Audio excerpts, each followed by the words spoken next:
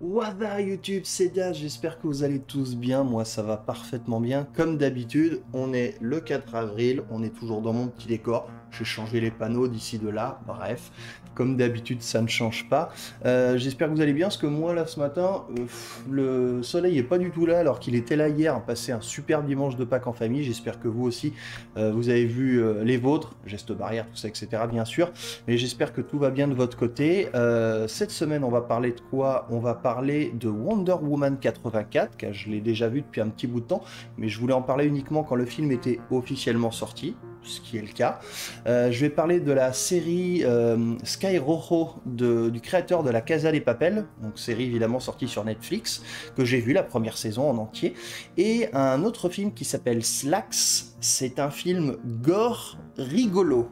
Donc vous verrez, je ne mettrai pas de bande-annonce, que potentiellement des jeunes peuvent regarder ma vidéo, et c'est un film vraiment très très gore, ou alors je vais mettre des tout petits morceaux où il se passe rien. Bref, je vous en parlerai, c'est assez original comme film. Dernière chose, toujours pareil, la même chanson de YouTube. Si vous aimez bien ce format, n'hésitez pas, le petit pouce bleu, le petit commentaire, mais surtout le partage, puisque j'ai vu que la dernière vidéo a moins bien fonctionné malheureusement que les autres. Donc si vous aimez bien la vidéo, surtout partagez-les sur vos réseaux, Twitter, Discord, etc. C'est comme ça en fait que je vais tenter d'être de plus en plus connu, on va dire entre guillemets, et connu est un bien gros mot bien sûr.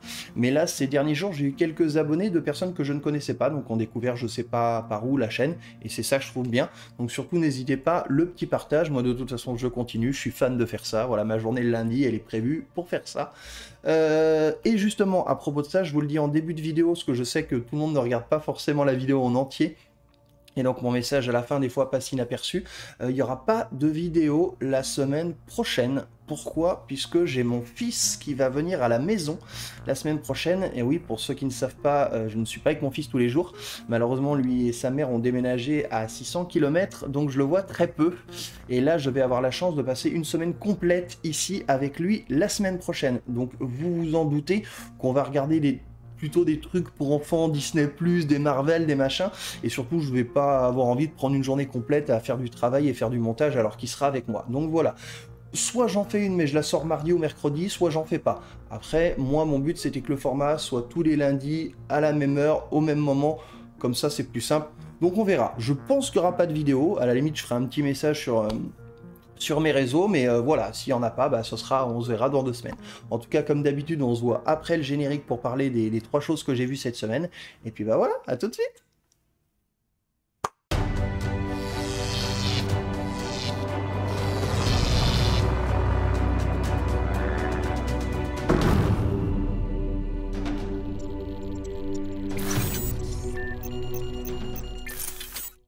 On va commencer par une série cette semaine, donc une série de Netflix qui s'appelle Sky Rojo, je sais jamais le prononcer correctement, faut savoir rouler les R, mais c'est pas mon cas, bref, le ciel rouge, on va dire ça.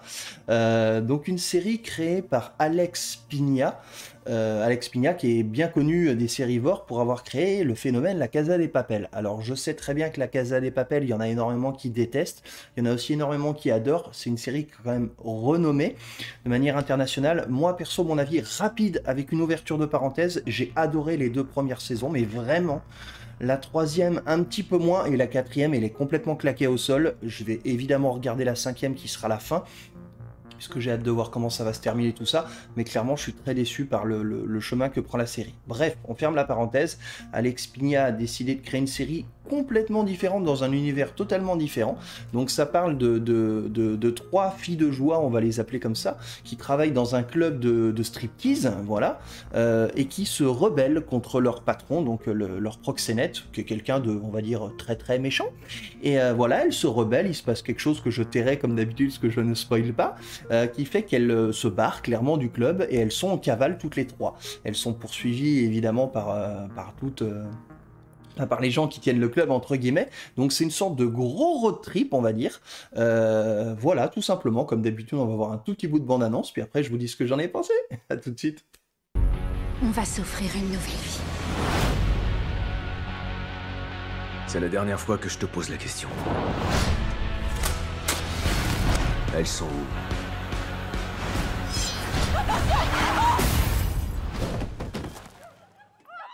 Le clignotant, mets ton clignotant.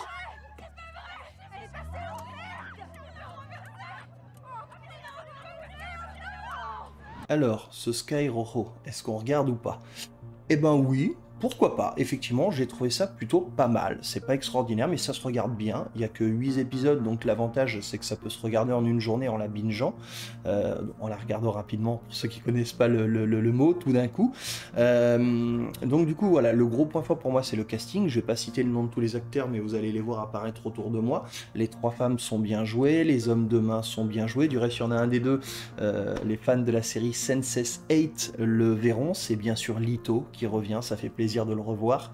Et pour moi, le rôle principal, c'est clairement Roméo, donc le proxénète, qui est juste magnifique. Enfin, l'acteur joue extraordinairement bien. Voilà. C'est un road trip, donc pas d'énormes surprises. J'ai lu sur internet dans les critiques qu'il y avait beaucoup de rebondissements, des twists et tout. Moi, j'ai pas trop trouvé, on va dire. C'est plutôt classique comme histoire. Rien de bien probant là-dedans. Par contre, plutôt une mise en scène qui est correcte. Une bande originale qui est vraiment très très bonne. Vraiment par moment, j'ai chasamé 2-3 fois quelques musiques. Voilà, en tout cas, la saison 2 va arriver très vite, puisque je crois que c'est mai ou c'est juin, vu que le destin des trois femmes n'a pas été scellé à la fin de la première saison. Il y aura donc une seconde saison. Je la regarderai avec plaisir pour savoir. Donc voilà, ce Sky Rojo, c'est pas la série extraordinaire qu'il faut absolument voir, mais si jamais vous n'avez pas grand chose à regarder, que vous aimez bien les road trips, eh ben allez-y, franchement ça se regarde. Allez, on va passer à la suite. Alors, avant de parler de Wonder Woman 84, j'aimerais savoir si les plus aguerris d'entre vous auront vu l'erreur que j'ai faite. Depuis le début, j'ai mis le 4 avril alors que nous sommes le 5. Voilà, c'est une petite erreur que j'ai remarquée à l'instant, que je change, j'ai pas envie de tout recommencer. Dites-moi juste dans les commentaires en dessous si vous l'aviez vu, si vous aviez l'œil. Voilà, tout simplement. Donc Wonder Woman 84, c'est la suite évidemment de Wonder Woman, toujours réalisée par Patty Jenkins, toujours avec Gal Gadot dans le costume de Diana, toujours avec Chris Pine, etc. Enfin voilà, la même équipe, on va dire entre guillemets, qui revient derrière et devant la caméra. Voilà, tout simplement, enfin, c'est l'histoire de Wonder Woman, c'est la suite, on va dire, c'est le film iconique de ce personnage, sachant qu'elle est dans la Justice League, tout ça bien évidemment. Bref, les Amazones, tout ça. Et pourquoi 84? Parce que du coup, ça se passe dans les années 80, tout simplement. Donc voilà, c'est un film de super-héros, donc de toute façon, la recette, on va dire, ne change pas énormément. Comme d'habitude, je vais vous montrer un petit bout de bande-annonce pour que vous voyez ce que ça donne, et puis on se retrouvera après. À tout de suite.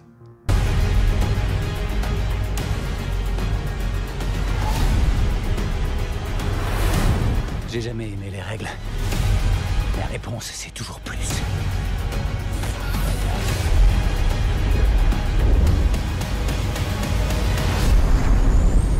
Vu comment je pilote, ils pourront jamais nous retrouver. J'ai oublié de t'en parler. De quoi? Des radars. Mais est-ce qu'ils vont nous tirer dessus? Alors, est-ce qu'on regarde ou pas ce Wonder Woman 84? Eh ben... Eh ben non. Malheureusement non. Comme je le dis très souvent, je suis quelqu'un d'enthousiaste et j'adore adorer les choses, voilà. Positif, enthousiaste, enfin en tout cas ça c'est moi, et là mais c'est une catastrophe, c'est rare que je dise ça, mais sérieusement c'est pas bon du tout. Déjà le premier Wonder Woman était pas mal, bon c'était pas, voilà, c'était plutôt moyen on va dire. Mais alors là la suite elle est claquée au sol, j'aime bien cette expression, vous en rendez compte, mais voilà c'est vraiment pas bon quoi, clairement la mise en scène est... C'est un globi-boulga. On voit clairement, notamment à la fin, le combat final, les CGI, donc les effets spéciaux, ça se voit, enfin, c'est moche. Le costume de Diana à la fin, je veux dire, mais on dirait Steppenwolf, enfin, non, ça passe pas.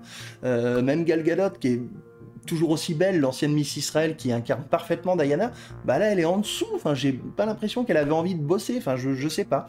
Les rôles qui l'entourent, si mention bien quand même pour Pedro Pascal, qu'on voit de plus en plus, le Mandalorien notamment, et le futur Joel dans la série The Last of Us sur HBO, que j'attends avec énormément d'impatience. Ne la loupez pas s'il vous plaît.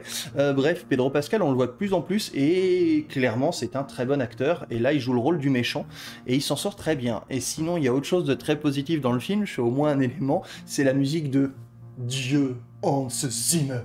Je pense que ceux qui me connaissent le savent et ceux qui me connaissent pas vont commencer à le savoir. Hans Zimmer, c'est même pas je l'adore, c'est je voue un culte pour ce mec. Il fait les musiques les meilleures du monde. Alors oui, il y a John Williams, oui, il y a machin, oui, il y a bidule. Ok, il y en a plein des bons, il n'y a pas de souci, hein, attention, hein, j'adore la musique en général, mais Hans Zimmer, il est là. Il est là. Voilà. Donc, musique de Hans Zimmer sur ce film, et il sauve le truc, quoi. Comme d'habitude, le score est parfait, la fin c'est épique. Ben voilà, heureusement qu'il y a ça, hein, parce que sinon je me serais dit que j'aurais mis proche du 0. Alors je mets jamais 0 quand je mets des notes sur le site IMDb. Mais là, clairement, j'hésitais entre 2 et 3. Ben voilà, sur 10, hein, attention. Donc c'est vraiment, vraiment pas bon. Attention, j'ai vu sur Internet que des gens avaient adoré. Comme d'habitude, mes critiques ne sont que subjectives, hein. Je le redis encore, dites pas, ouais, Daz, il a descendu un film et tout. Ce n'est que mon humble avis, on va dire. Peut-être que le vôtre sera complètement différent et peut-être que vous allez aimer. Et le but de ces vidéos, c'est ça.